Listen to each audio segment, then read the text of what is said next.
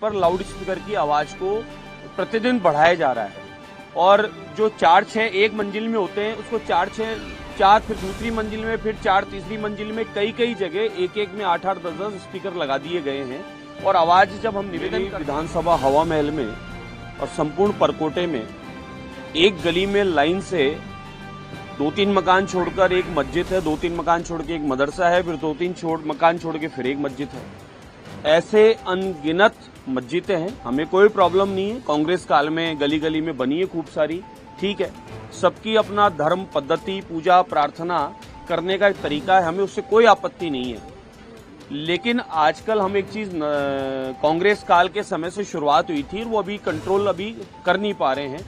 वो भारी समस्या ये है कि वहां पर लाउड स्पीकर की आवाज को प्रतिदिन बढ़ाया जा रहा है और जो 4-6 एक मंजिल में होते हैं उसको 4 फिर दूसरी मंजिल में, फिर 4 तीसरी मंजिल में, कई जगह एक में 8-8 10-10 स्पीकर लगा दिए गए हैं। और आवाज जब हम निवेदन करते हैं कि साहब एक मापदंड है, कृपया इसको, जब इतने सारी एक साथ जब लाउड होता है तो पढ़ने वाले बच्चे उनको दिक्कत आती है, माइग्रेन वालों को प्रॉब्लम आती है, आसपास स्कूल अस्पताल वालों को दिक्कत आती है। और उस क्षेत्र में जो बहुसंख्यक समाज के लोग, जो गिनती के जो बचे हैं, वो लोग हमें ये धमकी देते हैं कि महाराज जी आवाज थोड़ी कम कराओ, अन्यथा बंद कराने के लिए कोई नहीं कह रहा है, आवाज कम कराओ, हमें दिक्कत आ रही है, हम लोग शहर छोड़ देंगे, हमें दिक्कत आ रही है। ये शिकायत है, ऑन रिकॉर्ड है, वीडियो है मेरे पास में, ऑडियो है, मैं आप लोगों को दे सकता हूँ। और उन कॉलोनी में वहां आ जाएं, आप अपना मीटर लगा लें, चेक कर लें।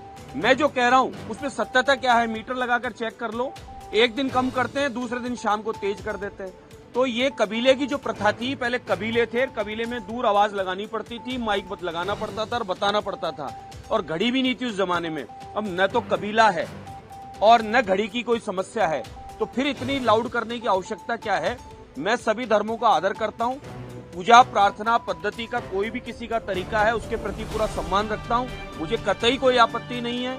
लेकिन आपकी अपनी पूजा प्रार्थना, भले वो मेरी हो, हमारे सत्संग कीर्तन भजन इत्यादि यात्राएं होती है, कभी कभार उत्सव होते हैं, शिकायत आती है कि ये आवाज कम करो या बंद करो या 10 बजे बाद बंद कर दो, बिल्कुल हम उसके साथ रहते हैं, बंद कर दी जाती है। 10 बजे बाद कोई फोन भी आता है कि हमारे ऐसे पुलिस वाले आए हैं, शिकायत आई है लाउड, भैया बंद कर दे, कानून है, नियम, उसका पालन कर। जब हम पालन करने को तैयार हैं तो फिर आप लोग उसकी आवाज को, जो एक मापदंड है, कृपया उसको कर दीजिए। इतना तेज लाउड करके अपनी प्रार्थना से किसी को और को समस्या उत्पन्न न हो, कृपया उस पर ध्यान दीजिए, यही मेरा निवेदन है। सिर्फ एक धर्म के स्थलों को लेकर आपत्ति या सभी धर्मों के लिए? मैं पुनः आपके सामने बोलता हूँ, लाउड स्पीकरों के बारे में चर्चा की है मैंने। जो भी तेज आवाज में लाउड स्पीकरों में के माध्यम से कोई भी कार्यक्रम करता है, पढ़ने वाले बच्चों को उससे समस्या उत्पन्न होती है, माइग्रेन वालों को होती है, बीमारों को होती है, अस्पताल स्कूलों में होती है, एग्जाम के टाइम पे होती है। अब वो कोई धर्म हो सकता है, लाउड की बात हो रही है, लाउड स्पीकर, और सनातन में कोई भी 5, 8, 10 मंजिल बनाकर और प्रत्येक मंजिल में 4-4 भोंपू नहीं टेकता है और भोंपू की आवाज बार बार इस मशीन को ज्यादा तेज करने की कोशिश नहीं करता है और दिन में 5 बार नहीं करता है। कभी कभार कोई उत्सव त्योहार होता है सनातनियों का, कभी कभार कोई मेले होते हैं सनातनियों के, प्रतिदिन का ऐसा माहौल नहीं होता है। और फिर भी कहीं सनातनियों का भी होता हो और उस लाउड से उस क्षेत्र में कहीं किसी को समस्या है तो उसकी जिम्मेदारी कि हम उसको कम करेंगे। महाराज जी, जोधपुर में कथावाचक हैं साध्वी प्रेम बाईसा, उनकी संदिग्ध हालत में मौत हुई है, कोई कह रहा है हत्या है, कोई कह रहा है सुसाइड है। आपको लगता नहीं, आपको खुद भी जो है संत समिति के अध्यक्ष हैं, क्या चाहते हैं आप? मैं सर्वप्रथम प्रेम बाईसा की आत्मा की शांति के लिए प्रार्थना करता हूं, भगवान नारायण के चरणों में ये निवेदन करता हूं कि हम सब मोक्ष की कामना करते हैं, प्रेम बाईसा पर भी कृपा करें, इस जीवन मरण के से मुक्ति मिले, भगवान उनको अपने चरणों में रखे।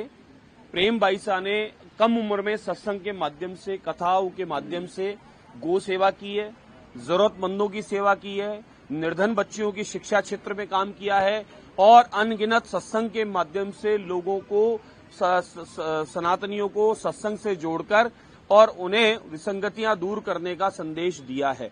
ऐसे अनगिनत धर्म के कार्य, सेवा के कार्य जो किए हैं, ऐसी करने वाली के साथ में अगर कुछ हुआ है ऐसा, जैसा शंका है, लोग बताते हैं कि मैं तो प्रत्यक्षदर्शी हूं नहीं, तो लोगों की शंका का समाधान तभी संभव है जब उसकी जांच हो।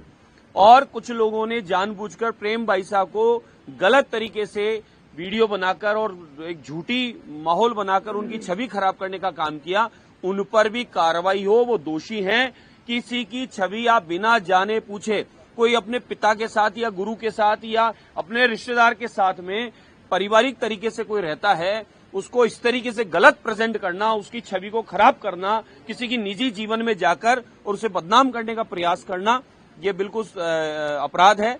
ऐसे लोगों पे सजा होनी चाहिए और प्रेम बाईसा के मौत का क्या कारण है इसका पता होना चाहिए, जांच होनी चाहिए। और ऐसे अध्यात्म गुरुओं पे, सत्संगियों पर निरंतर प्रहार हो रहे हैं, सनातनियों पर प्रहार हो रहे हैं।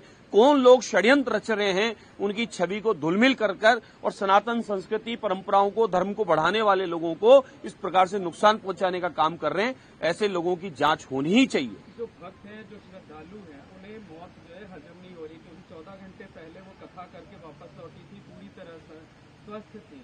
लोग चाहते हैं कि पूरे मामले की सीबीआई जांच करे ताकि दूध का दूध, पानी का पानी हो सके। बिल्कुल, मैं आपकी बात से सहमत हूं।